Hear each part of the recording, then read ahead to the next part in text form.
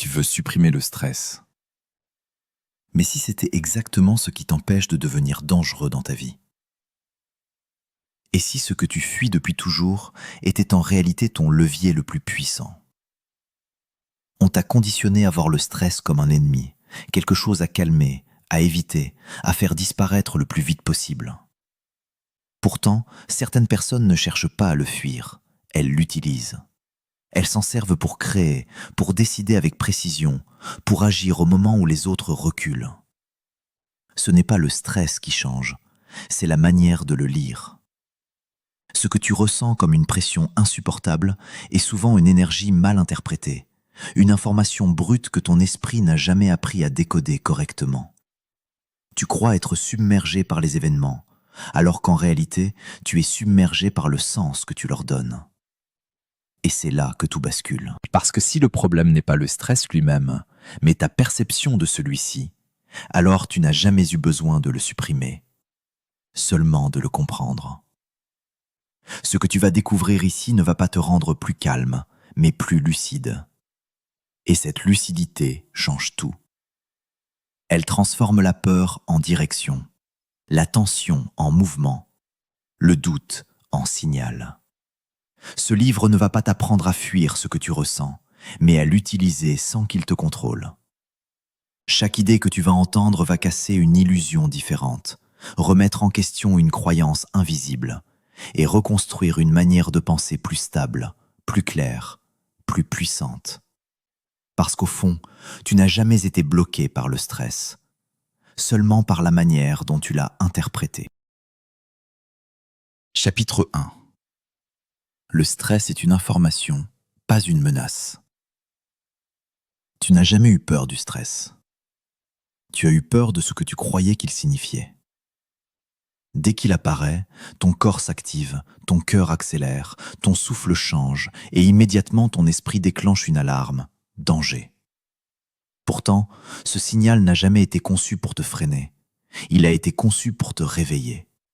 Le problème n'est pas ce que tu ressens, mais la manière dont tu l'interprètes sans même t'en rendre compte. Depuis toujours, tu réagis avant de comprendre.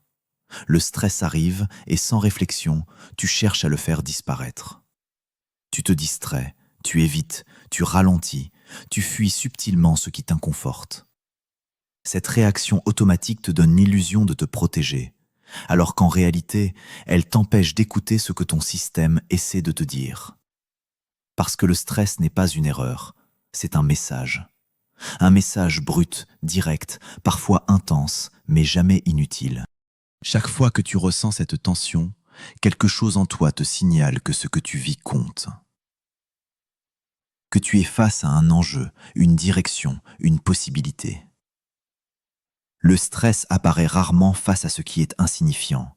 Il surgit là où il y a du sens, là où il y a du risque, là où il y a du mouvement.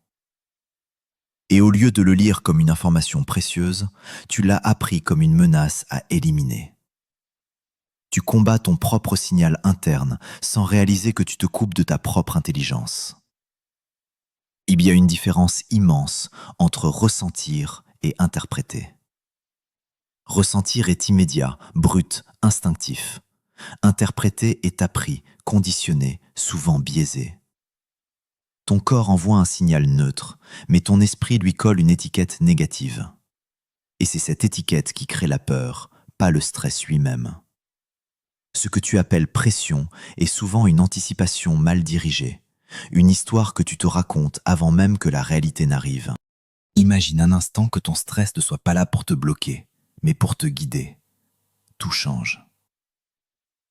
Tu ne cherches plus à le faire taire, tu cherches à le comprendre. Tu ne te demandes plus comment l'éviter, mais ce qu'il essaie de te montrer. Et dans cet espace, quelque chose de nouveau apparaît. De la clarté. Une clarté que tu ne pouvais pas voir tant que tu étais occupé à fuir. Un moment simple suffit à le révéler. Une personne entre dans une pièce pour parler devant un groupe. Son cœur s'accélère, ses mains deviennent légèrement moites, son esprit s'emballe. Elle pense immédiatement « Je ne suis pas prêt, je vais échouer ». Pourtant, une autre personne ressent exactement les mêmes sensations et pense « Je suis prêt, Mon corps me donne de l'énergie. Les sensations sont identiques. Le résultat est totalement différent. Ce n'est pas le stress qui crée l'issue, c'est la lecture interne. Tu ne contrôles pas toujours ce que tu ressens. Mais tu influences profondément la manière dont tu le traduis. Et c'est là que se trouve ton véritable pouvoir. Pas dans l'élimination du stress, mais dans sa relecture. Parce qu'un signal bien compris devient un avantage. Un signal mal interprété devient un frein. La différence entre les deux ne se joue pas à l'extérieur, mais dans cet espace silencieux où tu choisis le sens que tu donnes à ce qui te traverse. Arrêter de fuir ne veut pas dire aimer l'inconfort. Cela veut dire cesser de le rejeter aveuglément. Cela veut dire lui laisser une place, l'observer sans paniquer et comprendre qu'il a quelque chose à dire. Plus tu développes cette capacité, plus tu deviens stable dans l'instabilité. Tu ne deviens pas insensible, tu deviens lucide. Et cette lucidité change ta manière d'agir. Le stress n'a jamais été ton adversaire. Il est une boussole que tu n'as jamais appris à lire. Tant que tu le vois comme un obstacle, tu luttes contre lui. Dès que tu le vois comme une information, tu commences à avancer avec lui. Et dans ce changement presque invisible, une transformation réelle s'installe. Tu ne réagis plus par réflexe, tu réponds avec conscience. Tu ne subis plus ce que tu ressens, tu l'utilises. Ce que tu fuyais devient alors un point d'entrée, une direction, une indication que tu es face à quelque chose qui mérite ton attention. Et plus tu écoutes ce signal sans le déformer, plus tu développes une forme de confiance différente. Pas une confiance naïve, mais une confiance construite sur la compréhension. Tu sais que ce que tu ressens n'est pas là pour te détruire, mais pour te réveiller. Et à partir de là, le stress perd son pouvoir de te bloquer. Non pas parce qu'il disparaît, mais parce que tu ne le regardes plus de la même manière. Tu passes d'une réaction automatique à une lecture consciente. Et cette transition, aussi simple qu'elle puisse paraître, redéfinit complètement ta manière de vivre chaque situation. Parce qu'au fond, tu ne manques pas de calme, tu manques de lecture. Et une fois que tu apprends à lire correctement ce qui se passe en toi, tout ce qui semblait être un poids devient une information que tu peux enfin utiliser. Chapitre 2. Tu ne stresses pas pour ce qui arrive, mais pour ce que tu imagines. Tu crois réagir à la réalité alors que tu réagis à un scénario. Le corps s'active, le cœur accélère, l'esprit s'emballe et tout semble prouver qu'un danger est là. Pourtant, si tu observes avec précision, rien ne s'est encore produit. Le moment est neutre, presque silencieux, mais à l'intérieur, tout est déjà en mouvement. Ce décalage est subtil, mais il change tout. Tu ne stresses pas pour ce qui est en train de se passer, tu stresses pour ce que tu projettes sur ce qui pourrait arriver. Ton cerveau ne supporte pas le vide. Il comble, il anticipe, il imagine, il construit des suites avant même que le présent ait eu le temps de se dérouler. Cette capacité est puissante, elle t'a permis d'éviter des risques, de prévoir, de t'adapter. Mais mal utilisée, elle devient une source constante de tension. Parce qu'au lieu de t'aider à voir clair, elle te plonge dans une réalité qui n'existe pas encore. Tu ne vis plus le moment, tu vis une version amplifiée, déformée, parfois catastrophique de ce moment.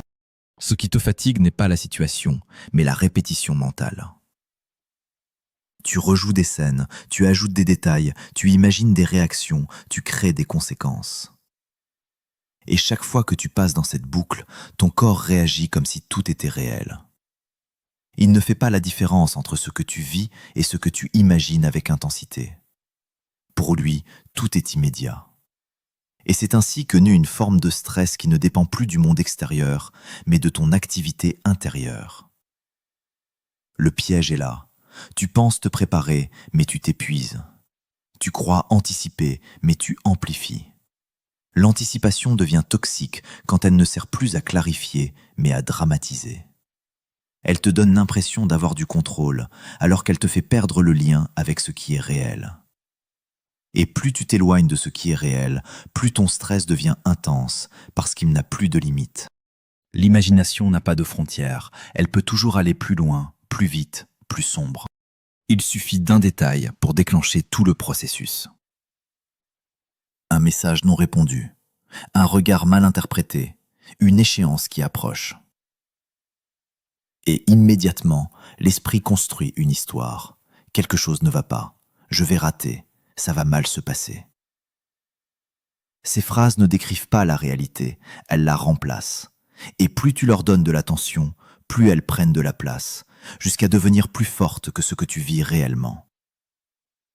Tu n'es pas en train de vivre un problème, tu es en train de vivre une projection. Et cette projection agit comme une lentille déformante. Elle agrandit ce qui pourrait mal tourner, elle réduit ce qui pourrait bien se passer, elle sélectionne les éléments qui confirment ta peur. Ce n'est pas une vision objective, c'est une construction orientée. Et tant que tu ne vois pas cette mécanique, tu continues à croire que ton stress vient du monde, alors qu'il vient de l'histoire que tu te racontes sur ce monde. Ce qui est troublant, c'est que cette histoire semble logique. Elle a du sens, elle paraît cohérente, elle s'appuie sur des expériences passées. Mais elle reste une hypothèse, pas une réalité. Et plus tu la répètes, plus elle devient familière, jusqu'à ce que tu oublies qu'elle est construite. Tu finis par la vivre comme une vérité. Et c'est là que le stress devient lourd, parce qu'il ne repose plus sur ce qui est, mais sur ce qui pourrait être. Un esprit entraîné à imaginer sans filtre devient une machine à amplifier. Il prend une incertitude et la transforme en certitude négative. Il prend une possibilité et la transforme en scénario probable. Et dans ce glissement presque invisible, ton état interne change complètement. Tu passes d'une présence calme à une tension constante, sans qu'aucun événement réel ne l'explique entièrement. Revenir à la réalité ne demande pas de supprimer l'imagination. Cela demande de la remettre à sa place. L'imagination est un outil, pas une vérité. Elle peut t'éclairer, mais elle peut aussi tromper. Et la clé n'est pas de l'arrêter, mais de la voir fonctionner. De reconnaître le moment précis où tu quittes ce qui est pour entrer dans ce que tu supposes. Ce moment est rapide, presque imperceptible, mais une fois que tu le vois, tu ne peux plus l'ignorer. Tu commences alors à distinguer deux espaces, celui du réel, concret, limité, souvent plus simple que tu ne le pensais, et celui du mental, expansif, infini, parfois oppressant. Et tu réalises que ton stress ne vient pas du premier, mais du second. Cette prise de conscience ne fait pas disparaître immédiatement les projections, mais elle enlève leur pouvoir. Elles ne sont plus des vérités, elles deviennent des hypothèses que tu peux questionner. Et dans cet espace, une forme de calme différent apparaît. Pas un calme artificiel, pas une tentative de te rassurer, mais une stabilité qui vient du fait que tu ne confonds plus ce qui est avec ce que tu imagines. Tu restes présent, même si ton esprit propose des scénarios. Tu les vois passer sans les suivre automatiquement. Et cette distance change tout. Le stress perd alors une grande partie de son intensité. Non pas parce que la vie devient plus facile, mais parce que tu arrêtes d'ajouter du poids à ce qui est déjà là. Tu vis la situation pour ce qu'elle est, pas pour tout ce qu'elle pourrait devenir dans ton esprit. Et cette simplicité que tu avais perdue redevient accessible. Ton cerveau continuera toujours à fabriquer plus que la vie. C'est sa nature. Mais tu n'es pas obligé de tout croire. Tu peux écouter sans absorber, observer sans t'identifier, imaginer sans te perdre. Et dans cette posture, tu reprends quelque chose que tu avais laissé de côté. Ta capacité à rester ancré dans le réel, même quand ton esprit s'agite. Ce changement n'est pas spectaculaire, il est précis. Il ne fait pas de bruit, mais il transforme profondément ta manière de vivre chaque situation. Parce qu'au lieu de subir des scénarios, tu reviens à l'expérience directe. Et dans cette expérience, tu découvres que beaucoup de choses que tu craignais n'existent que dans l'espace de ton imagination. Le stress dans ce cadre devient un indicateur clair, non pas d'un danger réel, mais d'un écart entre ce que tu vis et ce que tu imagines. Plus cet écart est grand, plus la tension est forte. Réduire cet écart ne demande pas de changer le monde, mais de revenir à lui tel qu'il est, sans y superposer des histoires inutiles. Et c'est là que tout s'éclaire. Tu n'as jamais été écrasé par la réalité. Tu as été saturé par des projections que tu n'as jamais remises en question. Une fois que tu vois cela, tu n'es plus piégé de la même manière. Tu continues à penser, à anticiper, à imaginer, mais tu ne confonds plus ces mouvements avec la vérité. Et dans cette lucidité, le stress change de nature. Il devient plus léger, plus lisible, presque utile. Parce qu'il te montre exactement où ton esprit commence à s'éloigner de ce qui est réel. Chapitre 3. Ton corps ne fait pas la différence entre danger et importance. Ton cœur ne s'accélère pas pour te trahir, il s'accélère pour te préparer. Cette montée soudaine, cette tension dans le ventre, ce souffle plus court, ce pic d'énergie qui te traverse sans prévenir, tout cela n'est pas une erreur. C'est une réponse précise, ancienne, profondément intelligente, mais que tu as appris à mal interpréter. Parce que dans ton esprit, cette activation signifie danger, alors que pour ton corps, elle signifie simplement quelque chose compte. Le problème ne vient pas de la réaction, mais de la confusion. Ton système interne ne distingue pas toujours ce qui est menaçant de ce qui est important. Il détecte une intensité, une charge émotionnelle, un enjeu, et il déclenche une activation. C'est brut, direct, sans nuance. Et dans cet instant, ton corps agit comme s'il devait te donner toutes les ressources nécessaires pour faire face. Plus d'énergie, plus de vigilance, plus de présence. Rien n'est laissé au hasard. Tout est orienté vers l'action. Mais toi, tu ressens cette activation comme un signal d'alarme. Tu interprètes l'intensité comme un danger, alors qu'elle est souvent une invitation. Une invitation à être plus attentif, plus engagé, plus vivant dans ce que tu es en train de faire. Et ce malentendu crée une rupture. Ton corps t'équipe, ton esprit panique. Ton système te donne de la force, mais tu la bloques parce que tu crois qu'elle est négative. Ce décalage est silencieux, mais il influence tout. Tu commences à associer cette énergie à quelque chose de mauvais. Tu veux la calmer, la réduire, la faire disparaître. Et plus tu luttes contre elle, plus elle semble envahissante. Parce qu'au lieu de circuler, elle se comprime. Au lieu de te servir, elle te submerge.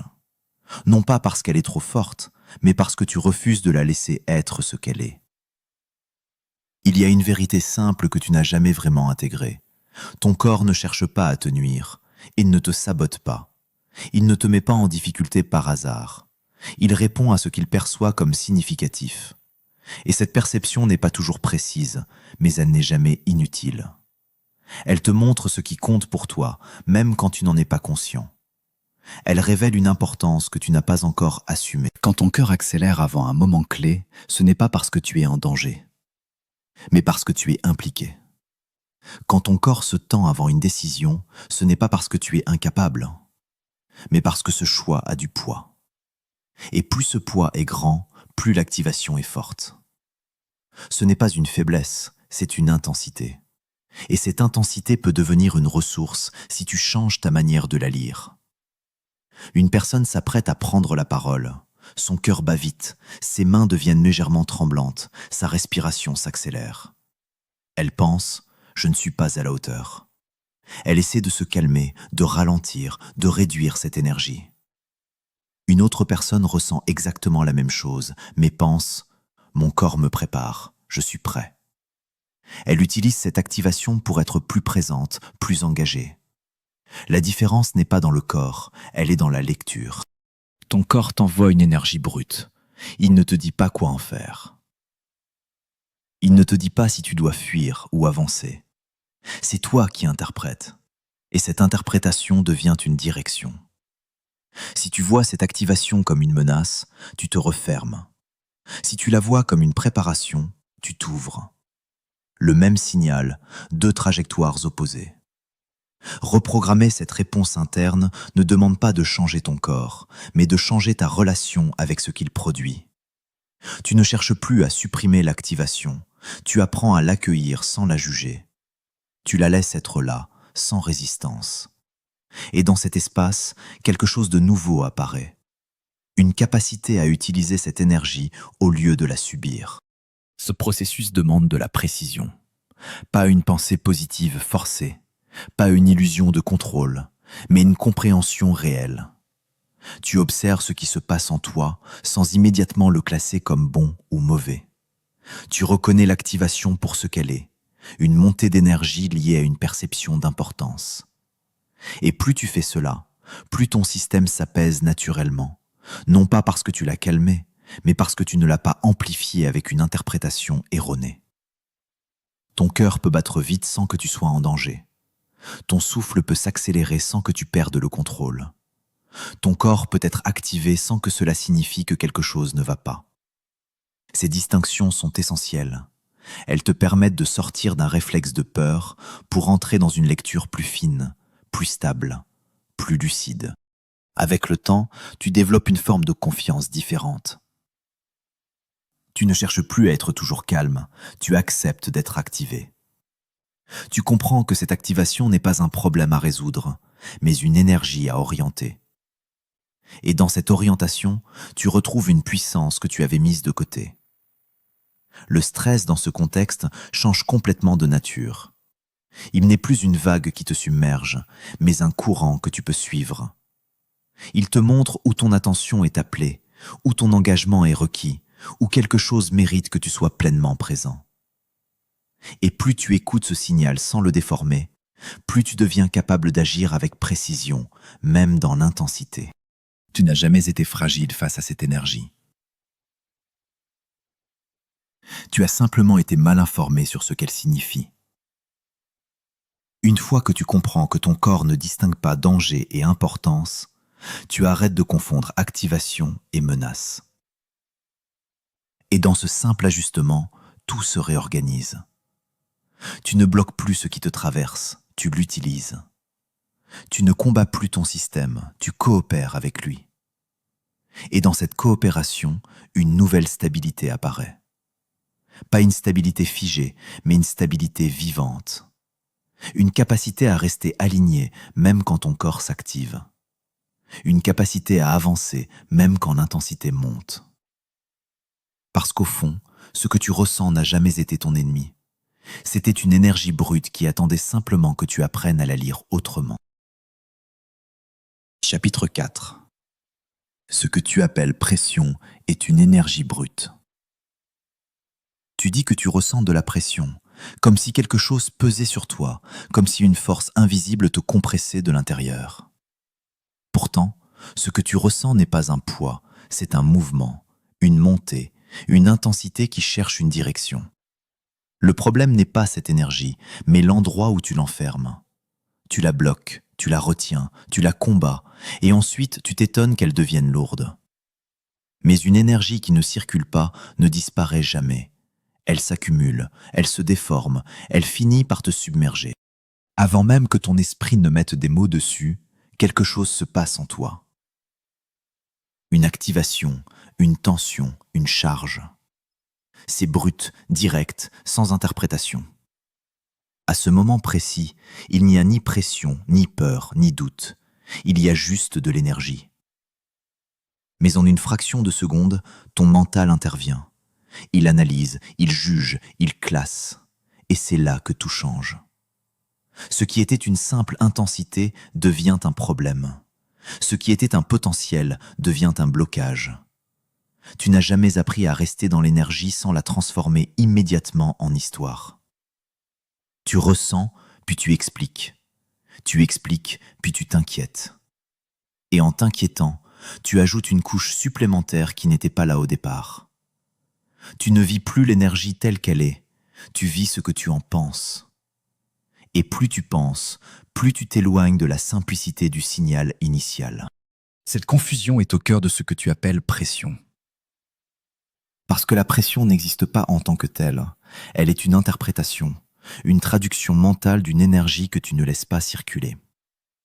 Tu prends quelque chose de vivant, de dynamique, et tu le figes dans une lecture rigide. Et ce figement crée une sensation d'écrasement. Une énergie brute n'a pas de direction imposée. Elle peut te servir autant qu'elle peut te freiner. Tout dépend de ce que tu en fais. Si tu la bloques, elle devient tension. Si tu la canalises, elle devient action. Ce n'est pas une question de quantité, mais de circulation. Une petite énergie mal utilisée peut te paralyser. Une grande énergie bien orientée peut te propulser. Il y a un moment précis où tout se joue, juste avant que tu ne réagisses. Juste avant que tu ne donnes un sens à ce que tu ressens. Ce moment est court, presque invisible, mais il est décisif. Si tu le laisses passer sans conscience, tu retombes dans l'automatisme. Si tu le vois, tu peux choisir. Non pas supprimer ce que tu ressens, mais décider de ne pas le bloquer. Transformer la tension en action ne demande pas plus de force. Cela demande moins de résistance.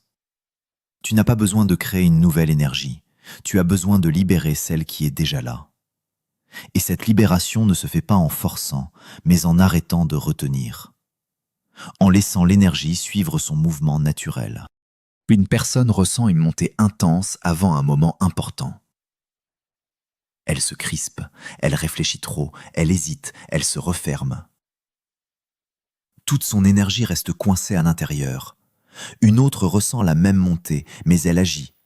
Elle parle, elle bouge, elle s'engage. L'énergie circule, elle trouve une sortie.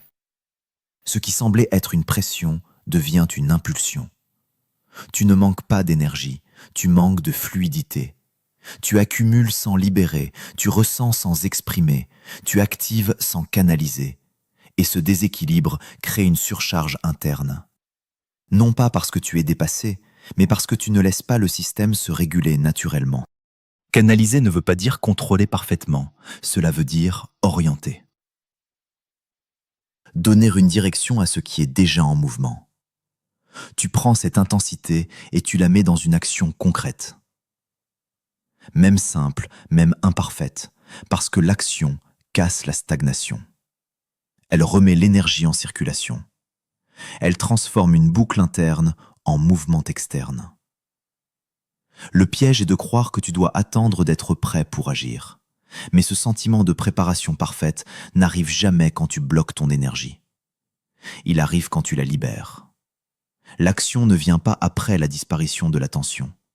Elle vient avec elle. Et c'est justement cette tension qui te donne l'élan nécessaire. Tu n'as pas besoin de te calmer pour avancer. Tu as besoin de comprendre ce que tu ressens.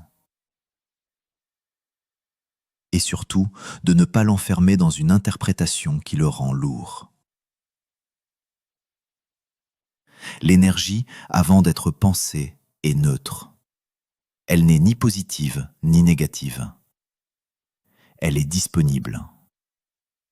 C'est ton regard qui lui donne une couleur, une direction, une conséquence. Revenir à cette simplicité change profondément ton expérience. Tu arrêtes de lutter contre ce qui te traverse. Tu arrêtes de transformer chaque montée en problème. Tu commences à voir ces moments comme des opportunités de mouvement. Non pas parce que c'est facile, mais parce que c'est cohérent avec la nature de ce que tu ressens. Ton corps ne produit pas de pression, il produit de l'énergie. Ton esprit, lui, décide si cette énergie devient un poids ou un levier. Et cette décision se fait souvent sans que tu en sois conscient. Elle est rapide, automatique, conditionnée. Mais elle n'est pas figée. Tu peux la voir, la comprendre, la modifier. Plus tu développes cette capacité, plus tu deviens capable de rester fluide dans des situations intenses. Tu ne bloques plus dès que l'énergie monte. Tu l'accueilles, tu l'observes, tu l'orientes. Et dans ce processus, tu récupères une puissance que tu avais mal interprétée pendant longtemps. Ce que tu appelais pression n'était jamais contre toi. C'était une énergie sans direction claire. Une énergie que tu retenais au lieu de la laisser s'exprimer. Une énergie que tu jugeais au lieu de la comprendre. Et en changeant cette relation, tu changes tout. Tu ne cherches plus à réduire ce que tu ressens. Tu cherches à mieux l'utiliser. Tu ne veux plus fuir l'intensité. Tu veux apprendre à la traverser sans te bloquer. Et dans ce mouvement, quelque chose devient évident. Ce qui te freinait n'était pas l'énergie, mais la manière dont tu la traitais. Et à partir de là, une nouvelle manière d'agir s'installe. Plus directe, plus fluide, plus alignée. Tu ne combats plus ce qui te traverse, tu avances avec. Parce que tu comprends enfin que cette énergie, aussi intense soit-elle, n'a jamais été un obstacle. Elle a toujours été une possibilité. Chapitre 5. Tu perds le contrôle quand tu veux tout contrôler. Tu crois que contrôler te protège, alors que contrôler te rigidifie. Tu veux anticiper chaque détail, verrouiller chaque variable, sécuriser chaque résultat, et dans ce mouvement, tu penses gagner en stabilité. Pourtant, plus tu cherches à tout maîtriser, plus tu deviens dépendant de ce qui t'échappe. Parce que le contrôle total n'existe pas, et vouloir l'imposer te place en lutte permanente contre la réalité. Ce besoin de contrôle ne vient pas de la force, mais de la peur. Peur que quelque chose dérape, peur que l'imprévu révèle une faille, peur de ne pas être à la hauteur si tout ne se passe pas comme prévu. Alors tu resserres. Tu planifies, tu vérifies, tu corriges avant même que cela n'arrive. Tu t'accroches à une idée de perfection qui n'a jamais été réelle. Et plus tu t'accroches, plus tu perds ta capacité d'adaptation. Le paradoxe est simple, mais rarement vu. Ce n'est pas l'absence de contrôle qui te fait perdre pied, c'est l'obsession du contrôle. Parce qu'en voulant tout diriger, tu bloques le mouvement naturel des choses. Tu deviens rigide dans un environnement qui change en permanence. Et cette rigidité crée une tension constante. Une tension qui n'a rien à voir avec la situation, mais avec ton refus de laisser une place à l'incertitude.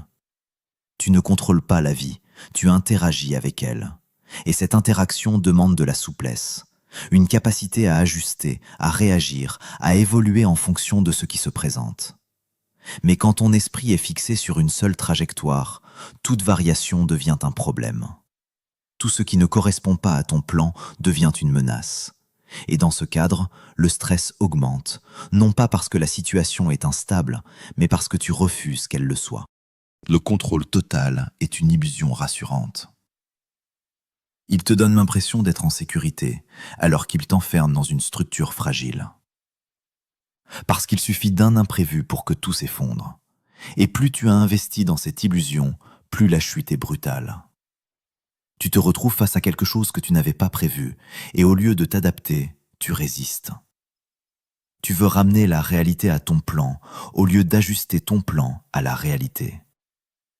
C'est là que la perte de contrôle apparaît. Non pas parce que tu n'as pas assez maîtrisé, mais parce que tu as trop rigidifié. Tu as réduit ton champ de réponse à une seule possibilité. Et quand cette possibilité disparaît, tu n'as plus de marge. Tu es bloqué non pas par la situation, mais par ton incapacité à bouger autrement. Une personne prépare chaque détail d'une présentation. Chaque phrase, chaque transition, chaque réaction possible. Tout est prévu. Mais au moment de parler, un imprévu survient. Une question inattendue, un changement d'ambiance, un élément qui ne correspond pas au plan. Et là, tout se fige, parce que rien n'a été laissé au mouvement. À l'inverse, une autre personne a une direction claire, mais reste ouverte. Elle s'adapte, elle ajuste, elle écoute ce qui se passe. Elle n'a pas tout contrôlé, mais elle reste en contrôle d'elle-même. Le lâcher-prise n'est pas un abandon, c'est une stratégie, une manière intelligente de relâcher ce qui ne peut pas être contrôlé pour renforcer ce qui peut l'être réellement. Tu ne lâches pas ta responsabilité, tu lâches ton illusion.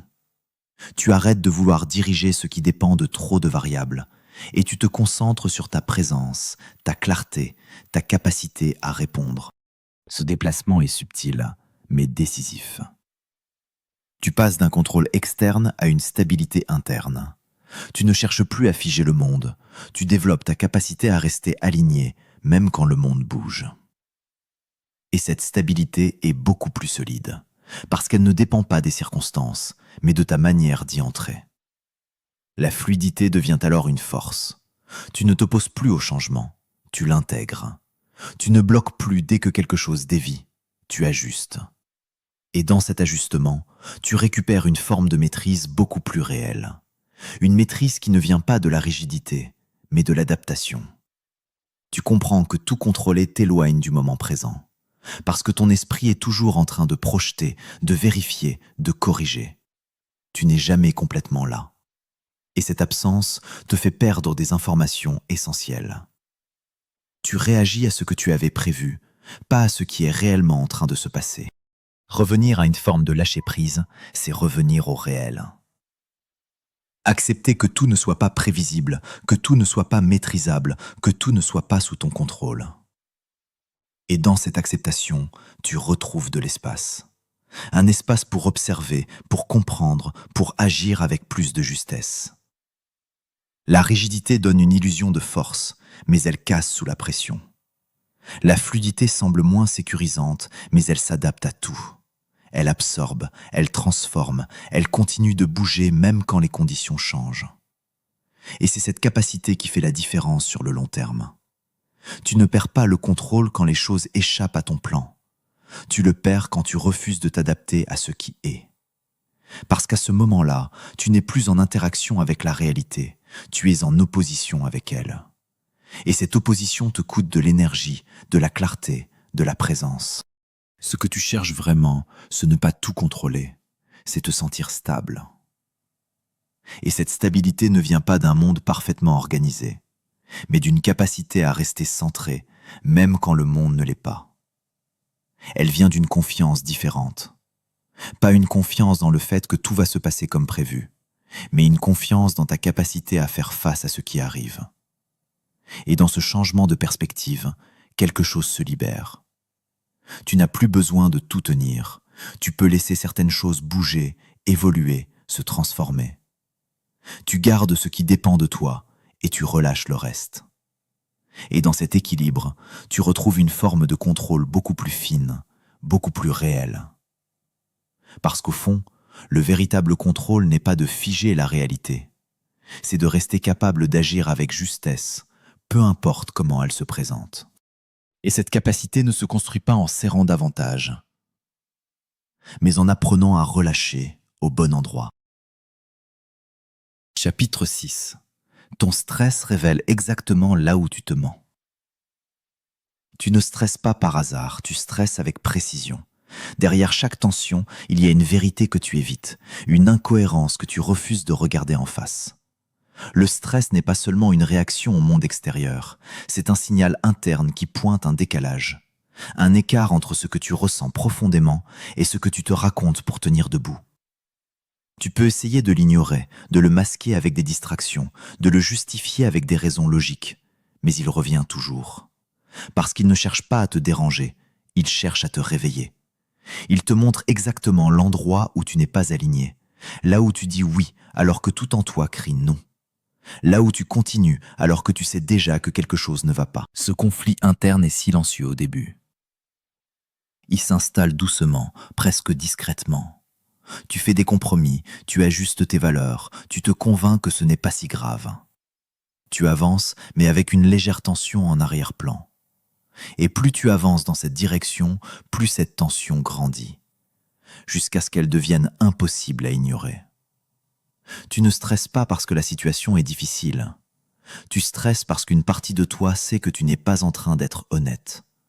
Pas forcément avec les autres, mais avec toi-même. Et cette honnêteté que tu évites a un prix. Elle se transforme en fatigue mentale, en agitation, en surcharge émotionnelle. Le désalignement est rarement visible de l'extérieur. Tout peut sembler cohérent. Tu fais ce qu'il faut, tu respectes les attentes, tu avances comme prévu. Mais à l'intérieur, quelque chose résiste. Une sensation subtile mais persistante qui tu t'éloignes. Que tu es en train de jouer un rôle au lieu d'habiter ta réalité. Et ce rôle demande de l'énergie, beaucoup d'énergie. Parce que maintenir une version de toi qui n'est pas totalement vraie crée une pression constante. Tu dois penser, filtrer, ajuster en permanence. Tu ne peux jamais vraiment te relâcher, parce que relâcher, ce serait risquer de laisser sortir ce que tu évites. Le stress devient alors un indicateur précis. Il ne te dit pas seulement que quelque chose ne va pas, Il te montre où regarder. Il te pousse à te poser des questions que tu repousses. Pourquoi est-ce que ça me pèse autant? Pourquoi est-ce que je ressens cette tension ici, maintenant? Qu'est-ce que je refuse de voir? La réponse est rarement confortable, parce qu'elle touche à des choix, à des décisions, à des vérités que tu as contournées. Reconnaître que tu t'es menti, même légèrement, demande du courage. Pas le courage de tout changer immédiatement, mais celui de regarder sans détour. Tu peux continuer à ignorer, à compenser, à rationaliser. Beaucoup le font. Mais le stress ne disparaît pas, il se transforme. Il devient plus profond, plus diffus, parfois même plus difficile à relier à une cause précise. Et à force, tu finis par croire que c'est normal, que vivre sous tension est une réalité inévitable. Mais ce n'est pas la tension qui est normale, c'est le signal. Ce n'est pas le stress qui est le problème, c'est ce qu'il révèle. Et ce qu'il révèle, c'est un écart entre ta vérité intérieure et tes actions extérieures. Un écart que tu peux réduire, mais seulement si tu acceptes de le voir. Une personne accepte un travail qui ne lui correspond pas vraiment. Tout semble logique, stable, raisonnable. Sur le papier, c'est une bonne décision, mais chaque matin, une résistance apparaît. Pas spectaculaire, mais constante. Elle se convainc que ça va passer, que c'est juste une phase. Les semaines passent, le stress augmente, pas à cause du travail en lui-même, mais à cause du fait qu'elle sait, au fond, que ce n'est pas sa place. La vérité inconfortable est souvent simple, elle n'a pas besoin de longs discours.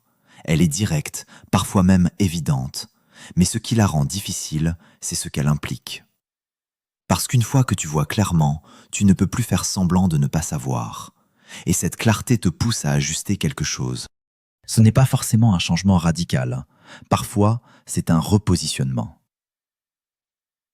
Une décision plus honnête, une limite posée, une direction légèrement corrigée. Mais même ce petit ajustement demande une forme de sincérité que beaucoup évitent, parce qu'elle casse les illusions confortables. Se dire la vérité ne te rend pas faible, ça te rend stable. Parce que tu arrêtes de te battre contre toi-même. Tu arrêtes de maintenir une version qui ne tient pas. Tu simplifies. Tu reviens à quelque chose de plus direct, de plus clair, de plus aligné.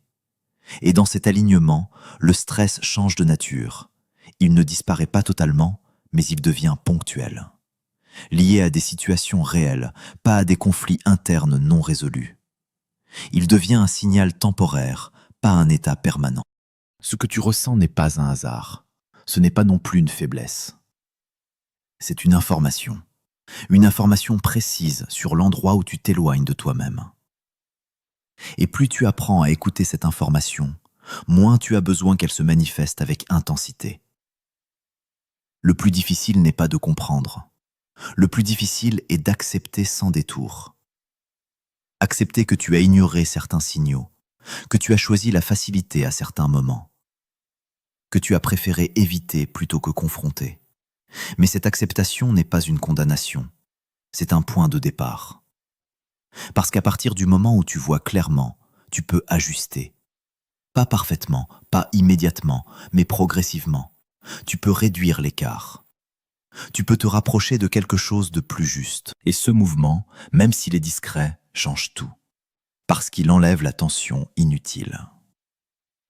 Il libère de l'espace mental. Il te permet d'agir avec plus de cohérence. Et cette cohérence crée une forme de tranquillité que le contrôle ou l'évitement ne pourront jamais offrir. Tu n'as pas besoin de devenir quelqu'un d'autre. Tu as besoin d'arrêter de te raconter une version qui ne te correspond pas. Et ce simple réalignement, même partiel, suffit à transformer ton rapport au stress. Parce qu'au fond, le stress n'est pas là pour te bloquer. Il est là pour te montrer. Et ce qu'il montre mérite d'être regardé, non pas avec peur, mais avec lucidité. Chapitre 7. La confiance ne vient pas avant l'action, mais après la répétition. Tu attends de te sentir prêt pour agir, mais cette attente te bloque plus qu'elle ne te protège. Tu veux cette sensation de certitude, ce moment où tout devient clair, où tu te sens capable sans hésitation. Pourtant, ce moment n'arrive presque jamais avant le premier pas. La confiance n'est pas une condition de départ, c'est une conséquence. Elle se construit, elle ne se précède pas. Au début, tout est instable. Tes gestes sont imprécis, tes décisions hésitantes, ton regard encore incertain. Tu observes, tu analyses, tu compares. Tu te dis que d'autres ont quelque chose que tu n'as pas encore. Tu interprètes leur fluidité comme un talent naturel, alors qu'elle est souvent le résultat d'une répétition invisible. Tu ne vois pas leurs débuts, leurs erreurs, leurs ajustements constants. Tu vois le résultat et tu crois qu'il a toujours existé. Ce décalage crée une illusion. Tu penses que la confiance est un préalable, alors qu'elle est un produit. Et pendant que tu attends de te sentir prêt, d'autres avancent sans cette garantie. Ils ne sont pas plus sûrs, ils sont simplement en mouvement. Et ce mouvement crée progressivement ce que tu attends encore. Le mécanisme est simple, mais rarement accepté. Plus tu répètes, plus tu comprends. Plus tu comprends, plus tu ajustes. Et plus tu ajustes, plus tu gagnes en stabilité. Ce processus est lent au début, parfois inconfortable, souvent imparfait. Mais c'est lui qui construit quelque chose de solide. Il y a une phase où tu penses en savoir beaucoup alors que tu es encore au début. Une phase où la compréhension superficielle donne une impression de maîtrise. Puis, en avançant, tu réalises la complexité réelle. Ce moment peut déstabiliser. Tu passes d'une confiance fragile à un doute plus profond. Et ce doute, contrairement à ce que tu crois, est un progrès. Parce qu'il te rend plus lucide.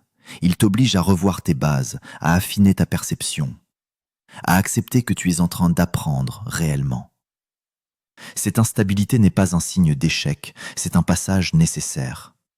Une transition entre l'illusion de savoir et la construction réelle. Tu peux éviter cette phase en restant dans l'attente, mais tu restes aussi dans la surface. Tu peux la traverser en agissant, en répétant, en acceptant de ne pas être parfaitement à l'aise.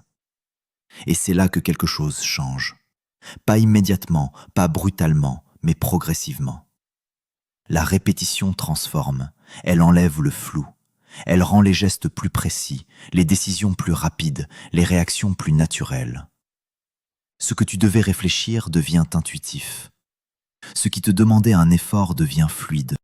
Et cette fluidité crée une forme de confiance beaucoup plus réelle que celle que tu attendais au départ. Une personne commence à parler devant un groupe. Les premiers essais sont hésitants. La voix tremble, le regard cherche, les mots s'en mêlent. Elle se dit qu'elle manque de confiance. Mais en répétant, en revenant, en s'exposant encore, quelque chose évolue. Pas parce qu'elle a attendu de se sentir prête, mais parce qu'elle a continué malgré l'absence de certitude.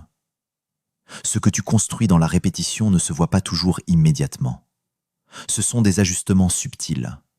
Une meilleure compréhension du rythme, une meilleure gestion de l'attention, une capacité à rester présent même quand tout n'est pas parfait. Et ces éléments, accumulés, créent une base solide. Attendre la confiance avant d'agir, c'est inverser le processus. C'est vouloir récolter avant de semer. C'est chercher un résultat sans passer par la construction. Et cette inversion crée une frustration constante. Parce que tu ressens un manque, sans comprendre qu'il vient de l'absence d'expérience. L'action imparfaite vaut plus que l'attente parfaite. Parce qu'elle crée du réel, elle te confronte à ce qui fonctionne et à ce qui ne fonctionne pas. Elle te donne des informations concrètes, pas des hypothèses. Et ces informations te permettent d'ajuster de manière précise. La répétition n'est pas une simple répétition mécanique. C'est une répétition consciente. Tu observes, tu corriges, tu affines. Tu ne refais pas la même chose, tu l'améliores à chaque passage. Et dans cette amélioration, même légère, tu avances. Il y a des jours où tu te sens plus solide, d'autres où tout semble reculer. Cette variation est normale, elle fait partie du processus. La progression n'est pas linéaire, elle avance par ajustement, par prise de conscience, par intégration progressive. Ce que tu ressens comme une instabilité est souvent un signe que tu es en train de construire quelque chose de réel. Parce que ce qui est stable dès le début est souvent superficiel. La vraie stabilité se construit dans le mouvement, dans l'ajustement, dans la répétition. Tu n'as pas besoin de te sentir prêt pour commencer. Tu as besoin de commencer pour te sentir prêt. Et cette inversion change tout. Elle enlève une pression inutile. Elle te permet d'entrer dans l'action sans attendre une validation interne qui ne viendra qu'après. La confiance devient alors un effet secondaire. Elle apparaît sans que tu la cherches directement. Elle se construit dans les gestes répétés, dans les erreurs corrigées, dans les progrès accumulés. Elle devient plus discrète, mais plus solide. Tu ne te dis plus que tu es confiant, tu agis avec une certaine stabilité. Tu ne cherches plus à te rassurer, tu sais que tu peux t'ajuster. Et cette capacité d'ajustement est beaucoup plus précieuse qu'une confiance déclarée. Construire au lieu d'attendre, c'est accepter de ne pas tout maîtriser au début. C'est entrer dans un processus où l'inconfort fait partie du chemin. Mais c'est aussi le seul moyen de créer quelque chose de durable. Parce qu'au final, la confiance n'est pas une sensation magique qui apparaît avant l'action. C'est une trace laissée par la répétition, une conséquence de ce que tu as fait, pas de ce que tu as imaginé. Et plus tu avances dans ce processus, plus cette trace devient visible, stable, intégrée. Tu ne deviens pas confiant en pensant différemment. Tu le deviens en faisant différemment, encore et encore, jusqu'à ce que ce qui te semblait difficile devienne simplement naturel. Chapitre 8. Tu ne dois pas être calme, tu dois être clair. Tu crois que la solution c'est de te calmer, respirer, ralentir, faire taire le bruit, retrouver une forme de paix intérieure avant d'agir. Tu t'imagines que sans ce calme, rien de solide ne peut sortir de toi.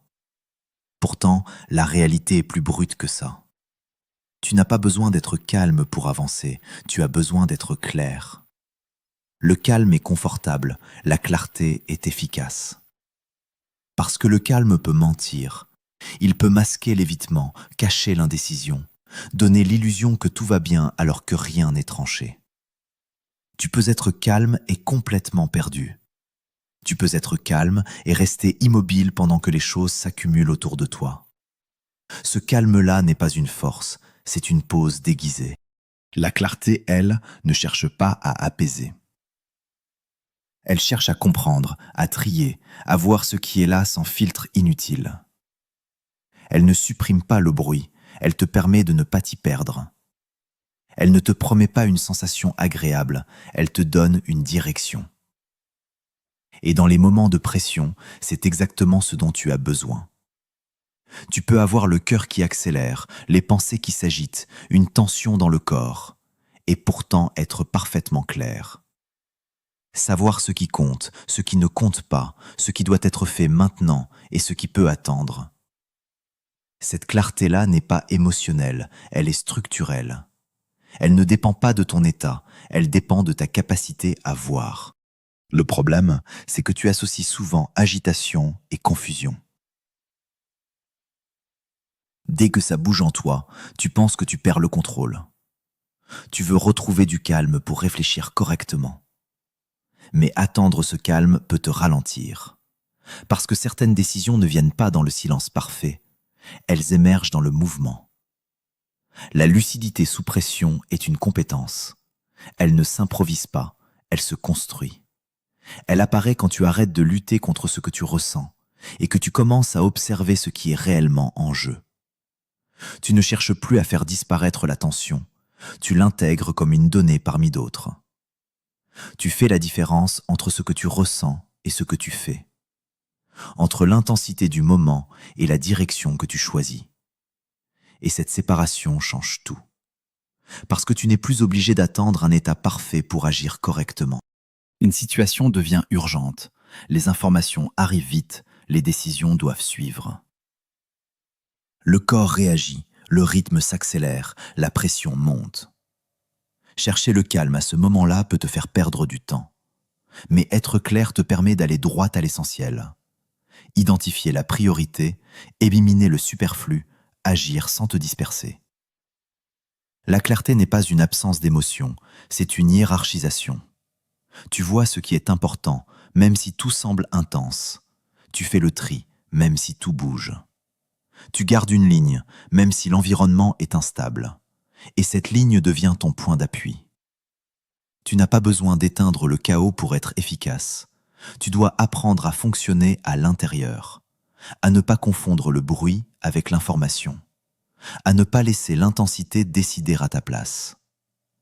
Et ça demande une forme de discipline mentale, pas une quête de sérénité absolue. Chercher à être toujours calme peut te rendre dépendant d'un état. Si cet état n'est pas là, tu te sens bloqué. Tu repousses, tu attends, tu évites, alors que la clarté est disponible même dans l'inconfort. Elle demande juste que tu regardes sans détour. Regarder sans détour, c'est accepter que certaines choses sont urgentes, que certaines décisions sont imparfaites, que certaines situations sont instables.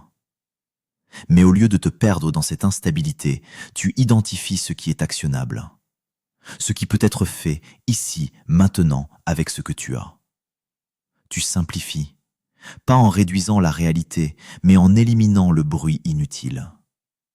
Tu te concentres sur l'essentiel, même si l'environnement est chargé. Et cette capacité à simplifier crée une efficacité que le calme seul ne peut pas garantir. Le calme peut revenir après, une fois que l'action est posée, une fois que la direction est claire. Mais si tu attends qu'il soit là pour commencer, tu risques de rester immobile trop longtemps. Et dans certains contextes, l'immobilité coûte plus que l'imperfection. La clarté te permet d'avancer avec précision, même dans l'incertitude. Elle ne supprime pas le doute, mais elle l'encadre. Elle ne supprime pas la peur, mais elle l'empêche de prendre toute la place. Elle crée un espace où tu peux agir sans être paralysé. Tu n'as pas besoin de tout comprendre pour être clair. Tu as besoin de comprendre suffisamment pour décider. Et cette nuance est essentielle. Parce que chercher à tout maîtriser peut te noyer, alors que viser l'essentiel te fait avancer. La décision dans le chaos n'est pas une prise de risque inconsciente. C'est une lecture rapide mais structurée. Tu observes, tu identifies, tu choisis. Tu ajustes ensuite si nécessaire. Tu n'attends pas que tout soit parfait, tu construis au fur et à mesure. Cette manière d'agir demande de lâcher une illusion, celle que tu dois être dans un état idéal pour faire les bons choix. En réalité, les bons choix viennent souvent d'une lecture juste, pas d'une émotion stable. Et cette lecture est accessible, même quand tout bouge. Tu peux être traversé par une tension et rester lucide. Tu peux ressentir une pression et garder une direction. Tu peux être dans un environnement instable et agir avec précision. Parce que ce qui compte, ce n'est pas l'absence de bruit, c'est ta capacité à ne pas t'y perdre. Avec le temps, cette clarté devient plus rapide. Tu identifies plus vite. Tu décides plus simplement. Tu ajustes plus naturellement. Tu n'as plus besoin de créer des conditions parfaites pour fonctionner. Tu deviens capable d'avancer dans des conditions réelles. Et ces conditions réelles ne sont jamais totalement calmes. Elles sont changeantes, imprévisibles, parfois intenses. Mais elles sont aussi l'endroit où tout se joue. Et savoir y être clair est une force beaucoup plus concrète que de savoir être calme dans un environnement contrôlé. Tu ne dois pas attendre que tout se pose pour voir clair. Tu dois apprendre à voir pendant que ça bouge, à penser pendant que ça s'accélère, à décider pendant que ça presse. Et cette compétence te rend autonome. Parce qu'au final, le calme est un état, la clarté est une capacité. L'un dépend des circonstances, l'autre dépend de toi. Et dans un monde où tout peut changer rapidement, c'est cette capacité qui fait la différence. Chapitre 9. Le stress ne disparaît pas, il évolue avec toi. Tu penses qu'un jour tout va se calmer, que tu vas atteindre un niveau où la pression va enfin disparaître, où les choses seront plus simples, plus légères, plus stables. Tu avances avec cette idée que le stress est temporaire, qu'il appartient à une phase, qui finira par s'éteindre si tu fais les bons choix. Pourtant, plus tu avances, plus tu réalises quelque chose de dérangeant, mais profondément libérateur. Il ne disparaît pas, il change de forme. Ce que tu ressentais hier n'a rien à voir avec ce que tu ressens aujourd'hui. Pas parce que tout est devenu facile, mais parce que tu n'es plus au même endroit. Les problèmes qui te semblaient lourds deviennent secondaires, presque invisibles, et d'autres prennent leur place. Ce n'est pas une régression, c'est un déplacement, une évolution naturelle qui suit ton propre mouvement. Chaque nouveau niveau apporte une nouvelle tension. Pas forcément plus intense, mais différente, plus subtile parfois, plus exigeante souvent. Ce qui te stressait avant était lié à l'inconnu, à l'apprentissage, à l'exposition. Ce qui te challenge maintenant est lié à la responsabilité, à la précision, à la constance. Tu n'as pas moins de pression, tu as une pression plus fine. Et cette transformation peut être mal interprétée. Tu peux croire que tu n'avances pas parce que tu ressens encore quelque chose. Tu peux penser que tu es bloqué dans un cycle, alors que tu es simplement en train de monter en complexité. Ce que tu vis n'est pas une répétition, c'est une évolution. Le stress brut du début est souvent évident. Il se voit, il se ressent clairement, il te secoue. Tu sais qu'il est là. Mais en avançant, il devient plus discret. Il s'intègre dans tes décisions, dans tes responsabilités, dans tes engagements. Il ne disparaît pas, il s'affine. Tu n'as plus peur de commencer. Mais tu ressens la pression de bien faire. Tu n'as plus peur de te lancer, mais tu ressens le poids de maintenir. Tu n'as plus peur du regard extérieur, mais tu ressens l'exigence interne. Et cette exigence, si tu ne la comprends pas, peut devenir une nouvelle source de tension. C'est là que ta lecture doit évoluer. Tu ne peux pas analyser ton état actuel avec les mêmes repères qu'avant. Ce qui était valable à un moment ne l'est plus forcément maintenant. Tu dois ajuster ta manière de comprendre ce que tu ressens. Le stress n'est plus forcément un signal d'erreur. Il peut devenir un signal d'engagement. Il ne te dit plus seulement que quelque chose ne va pas. Il peut te dire que quelque chose compte. Que tu es impliqué, que tu es investi, que tu joues à un niveau où les choses ont du poids. Refuser cette évolution, c'est rester attaché à une ancienne version de toi-même. C'est vouloir retrouver une simplicité qui ne correspond plus à ta réalité. Et cette résistance crée une fatigue inutile, parce que tu luttes contre un processus naturel. Accepter que le stress évolue, c'est accepter que tu évolues aussi. Que ta capacité à gérer, à comprendre, à absorber s'élargit. Ce qui te semblait difficile devient normal, et ce qui est nouveau prend sa place. C'est un cycle, mais pas un cercle fermé. C'est une spirale qui monte. Une personne qui prend des responsabilités plus importantes ne ressent pas moins de pression.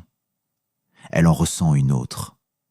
Moins liée à la peur de mal faire, plus liée à la conscience de l'impact. Chaque décision pèse différemment. Chaque choix a des conséquences plus larges. Et cette conscience crée une tension plus subtile, mais plus profonde. Tu peux essayer de fuir cette tension, de revenir à un niveau où tout était plus simple. Mais tu ressens rapidement que ce retour ne te correspond plus, parce que tu as changé. Parce que tu as vu autre chose, parce que tu as intégré des éléments que tu ne peux plus ignorer.